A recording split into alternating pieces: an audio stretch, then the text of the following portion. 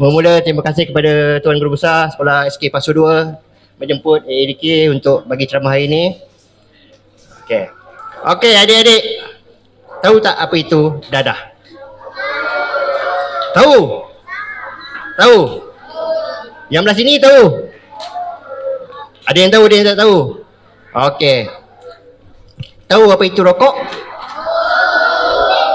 Tahu? Tahu apa itu vape? Tahu? Pernah hisap ke? Tak pernah. Okey. Okey, hari ini abang akan bagi ceramah tentang penyalahgunaan dadah. Okey. Okey, apa kesan-kesan yang pengisap rokok ni? Gigi rosak. Lagi?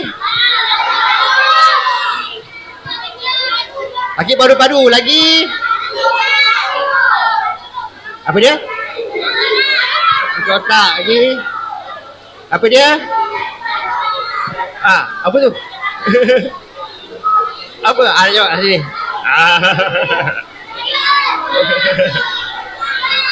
Okey, apa kesan rokok? Gigi busuk. Gigi busuk. Gigi rosak. Gigi rosak. Gigi rosak. Okey.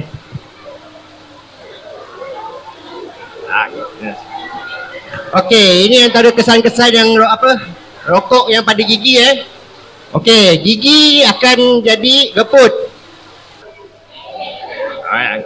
Okey. Turun tangan kanan. Okey, semua angkat tangan kiri. Goyang, goyang, goyang. Okey, boleh? Turun tangan kanan, turun tangan kiri. Okey. Angkat tangan kanan balik. Tunjuk bintang. Tunjuk bintang. Tunjuk bintang. Okey, letakkan mulut. Letakkan mulut. Letakkan mulut, letakkan mulut.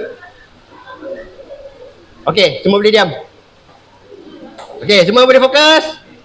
Ini paling senang ni. Di manakah kawasan larangan merokok?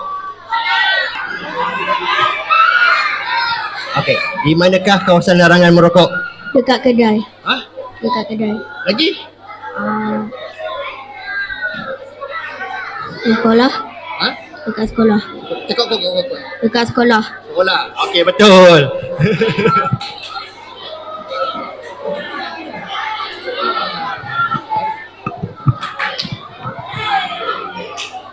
Terima kasih semua. Kawasan larangan merokok. Ada kawasan larangan merokok. Kat sekolah jangan merokok. Sekolah jangan merokok.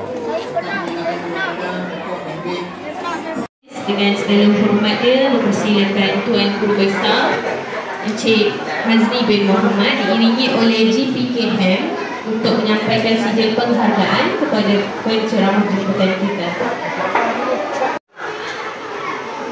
Dan yang ketiga, Encik Abdul Halim bin Hussein.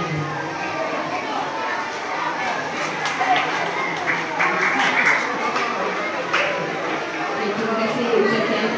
Terima kasih, tolong senyap. Kamu nak minta pameran tak? Okey, satu je permohonan saya, tolong zip dulu.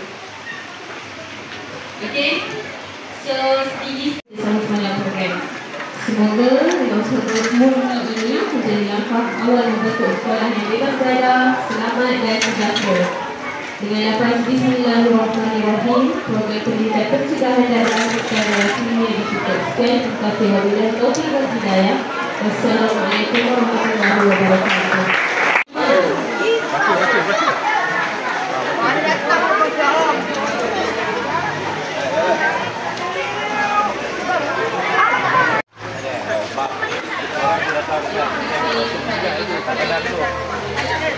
Pada kata tu. Ini tengok ada apa lagi betulnya. Ini tadi ada satu tadi.